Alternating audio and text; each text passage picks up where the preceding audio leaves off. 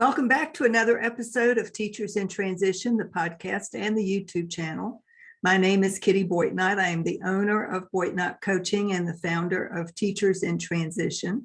I specialize in working with burnt-out teachers who are ready for career change, but I'm also a certified stress management coach. And so if you've listened to this podcast in the past, you know that I alternate topics each week, 1 week talking about career transition strategies, and on alternating weeks, I talk about stress management strategies. This week, the topic is stress.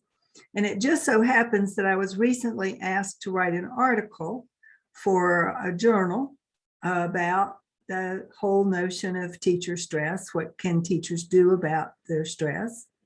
It was in response to an effort on the part of some superintendents in some districts around the country to recognize that teachers are already exhausted and we haven't gotten to Christmas yet, haven't gotten to Thanksgiving yet. One superintendent was quoted as having said that her teachers were June tired, and it was just October. I know that this is true because I'm seeing an uptick in the number of people who are opting in for my checklist of 10 things you should think about if you think you're ready for a career change. And I'm seeing an uptick in the number of people who are asking for my 7 signs of teacher burnout, as well as the cheat sheet that I offer on stress management. I'll offer links to all of those resources in the show notes this week. But what I wanted to talk about today is to touch on the work of Kelly McGonagall, who has tried to get people to reframe how they think about stress. And one of the suggestions that I offer in the article that I wrote this past week was to think about stress differently and manage your thoughts around what's going on with you. So the bottom line, whether you are aware of this or not, this may be news for some people. For most people, I think it's become old news, but we are the manufacturers of our own states of being by the way we allow our thoughts to take over our minds, our bodies, and our actions. Thoughts, it's been said many times, thoughts become things.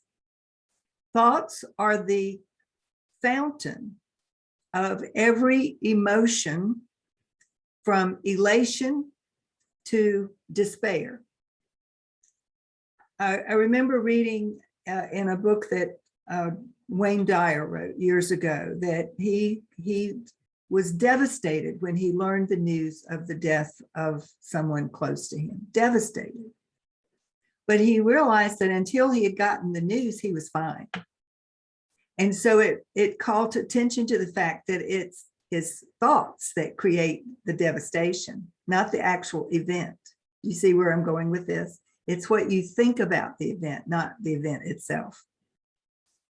So one of the things that you have the power to do, if you are willing to do it, is to undertake the exercise of managing your thoughts more proactively. Now, most of us just think random thoughts, 30, 40,000 thoughts a day. They go off in different directions. We're not even aware of them most of the time. There's just this running ticker tape of thoughts going on in the back of our minds. But we can become focused on things, and we can become focused in a positive way or a negative way. And we can talk about the things that are going on in a positive way or a negative way. And what Kelly McGonagall, who has done lots of research around this whole topic of the way we think about stress versus stress itself. You can check out her TED Talk. I'll offer the link to that along with some other resources that might lead you to her. But the long story short of what she says is that we have the power to reframe the way we think about and therefore feel about stress. And in one of the studies that she shares, I think it's in one of her TED Talks, she offers that in a long-term study, there were 2 groups of people. One group that tended to see stress as a positive thing because it kept them on their game. It kept them on edge and made them more competitive and more eager to tackle the challenges of their lives, versus the people who had a negative opinion of stress and more or less were the woe is me folks. The folks who go, oh gosh, I'm just so stressed and it just makes me tired, and it's just, you just give into it and let it get the best of you.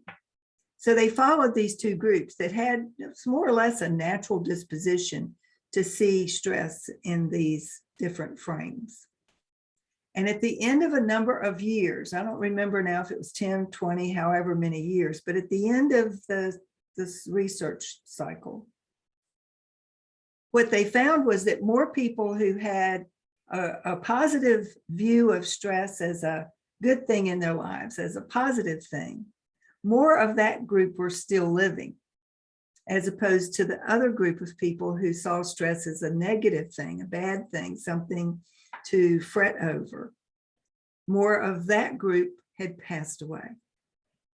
And the indication then is that the way you frame mentally your attitude about stress can impact your own longevity. Not to mention, by the way, how much you enjoy your life along the way. It's not just about longevity. Who cares how long you live if you're miserable every single day, right? You're looking for a positive experience in life.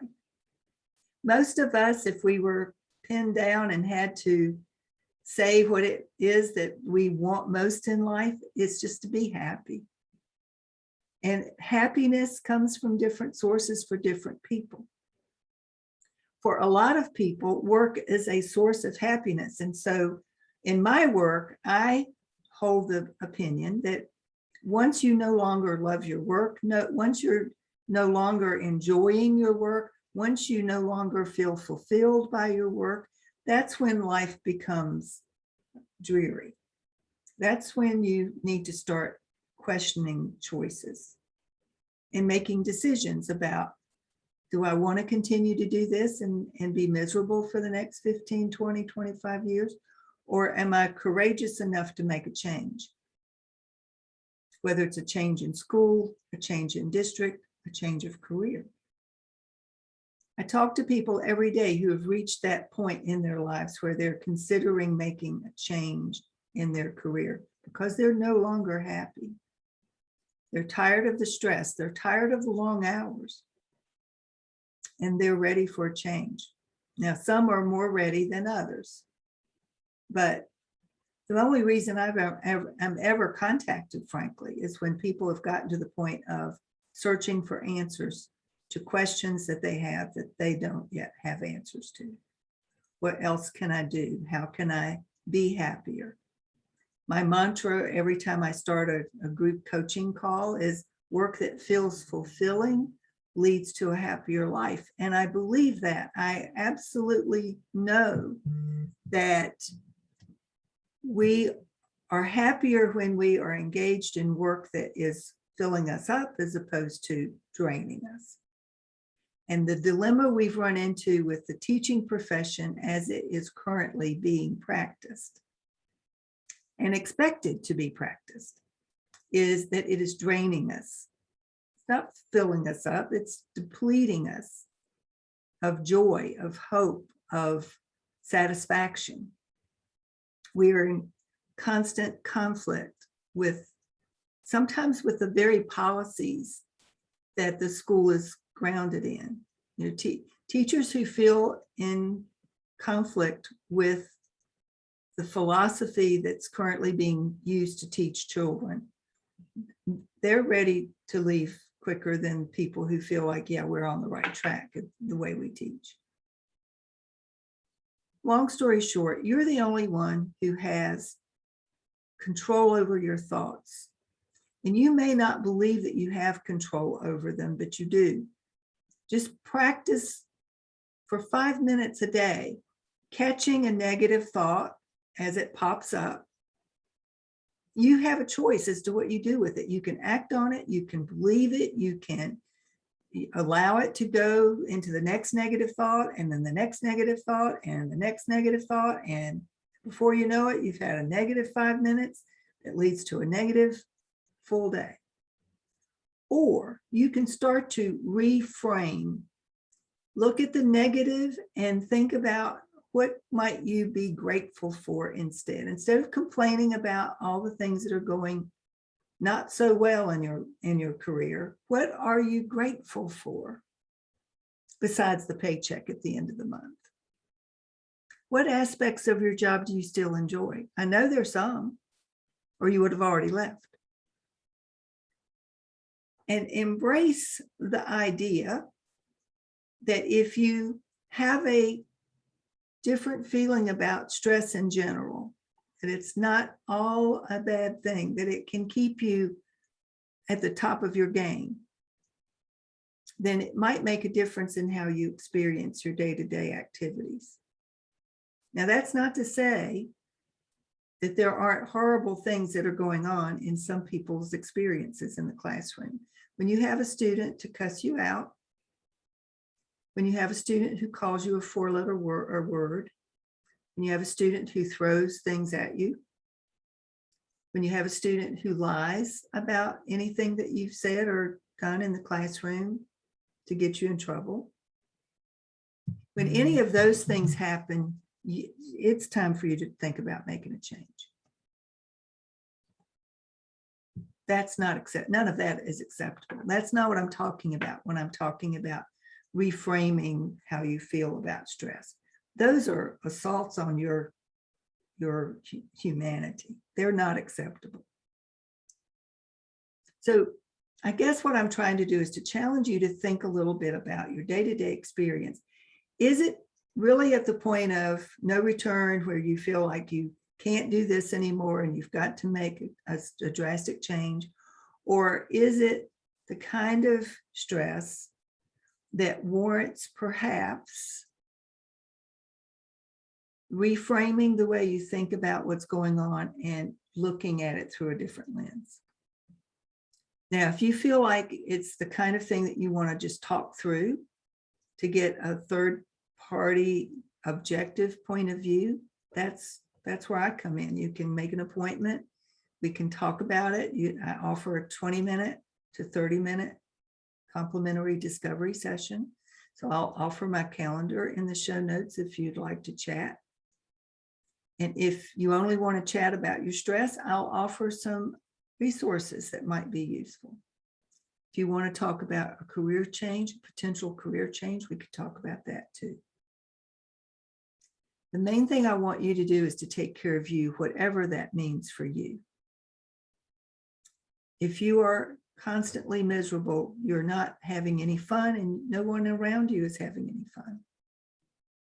So you need to start taking care of yourself. Manage your day-to-day experience to the extent that you can. And I'm offering that you can control far more than you think you can by taking control of your thoughts. That's it for this week. Well, I hope you have a wonderful week. Stay well, stay safe, and I'll be back again next week. Bye-bye for now.